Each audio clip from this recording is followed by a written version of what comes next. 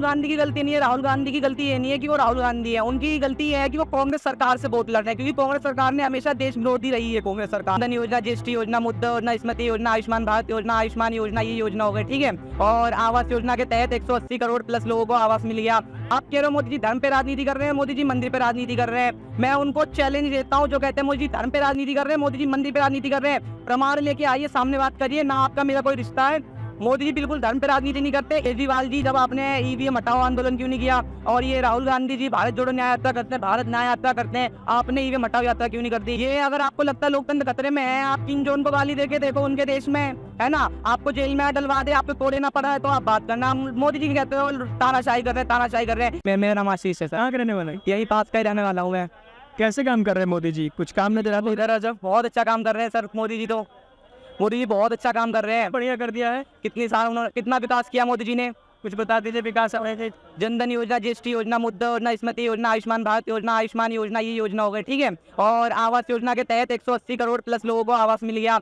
और टॉयलेट और कितने जिनकी माता बहना सुबह सुबह जाती थी उनको आवास शौचालय भी मिल गया। वंदे भारत दौड़ रही है आज हमारे देश में, अंडर वाटर मेट्रो दौड़ रही है आज हमारे देश में। और क्या कहते हैं, कितना विकास हुआ है। तीसरी हम मैन्युफैक्चर वाले मोबाइल पे आ गए, 5वीं अर्थव्यवस्था पे आ गए। जो देश हमसे अभी हाथ मिलाना नहीं चाहते थे, आज वो हमारे मोदी जी के पीछे पीछे चल रहे हैं। 10 साल में इतना विकास हुआ है। आप 70 साल के कंपेरिजन में जोड़ लो, 10 साल में कितना विकास हुआ है। आप कह रहे हो मोदी जी ने कुछ किया नहीं है, आप कह रहे हो मोदी जी धर्म पे राजनीति कर रहे हैं, मोदी जी मंदिर पे राजनीति कर रहे हैं। मैं उनको चैलेंज देता हूँ जो कहते हैं मोदी जी धर्म पे राजनीति कर रहे हैं, मोदी जी मंदिर पे राजनीति कर रहे हैं। प्रमाण लेके आइए, सामने बात करिए ना। आपका मेरा कोई रिश्ता है? मोदी जी बिल्कुल धर्म पे राजनीति नहीं करते। इतना विकास किया 10 साल में, है ना। ECI election commission of India जो कहते हैं मोदी जी वो ईवीएम को हैक कर लेते हैं। ECI ने सुप्रीम कोर्ट में चीख के कहा है आप आइए ईवीएम हैक करके दिखाइए, जो ईवीएम हैक कर देगा हम बैलेट पेपर से चुनाव कर देंगे। तब कोई क्यों नहीं गए? और ये केजरीवाल इतने सारे आंदोलन करते हैं। केजरीवाल जी जब आपने ईवीएम हटाओ आंदोलन क्यों नहीं किया? और ये राहुल गांधी जी भारत जोड़ो न्याय यात्रा करते हैं, भारत न्याय यात्रा करते हैं, आपने ईवीएम हटाओ यात्रा क्यों नहीं कर दी?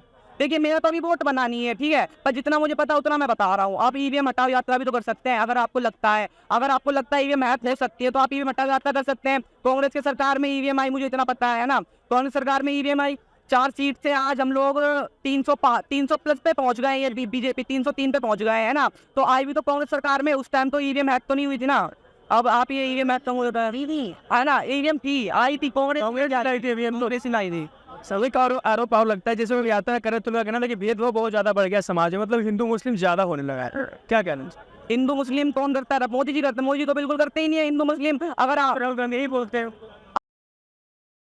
पार्टी तो इसीलिए होती है कि एक पार्टी को होता है अपनी पार्टी लेके आए। अब मोदी जी ने इतने आवास योजना निकाली, अब आप मुझे ये बताइए उन्होंने किसी विशेष धर्म को आवास दिया? नहीं दिया। आप यूपी में जाके देखेंगे योगी जी ने आवास दिए हैं तो उसमें से कुछ हमारी मुस्लिम महिलाएं भी हैं, मुस्लिम लोग भी हैं, सबको दिए आवास। उन्होंने एक धर्म के ऊपर नहीं किया है।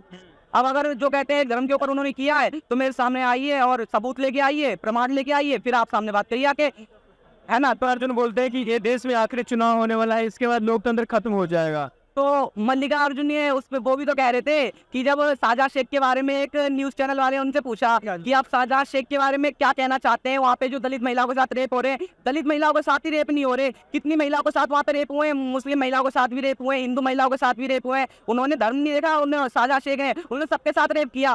तो मल्लिकार्जुन जी ने पता क्या कहा कि हम इसके बारे में बात नहीं कर सकते, ये वहाँ पे सब चलता रहता है। ऐसी मानसिकता वाले लोग जिस पार्टी में होंगे हम उन्हें अपने देश में लेके आएंगे, देश तो बिल्कुल बर्बाद हो जाएगा। वो तो सिर्फ सत्ता चाहते हैं मल्लिकार्जुन भी और उनकी पार्टी भी। और एक लोकतंत्र खतरे में चला जाएगा जब मोदी जी फिर से चुनाव जीत करके आएंगे और देश 70 साल पीछे चला गया है, ऐसा राहुल गांधी बोल।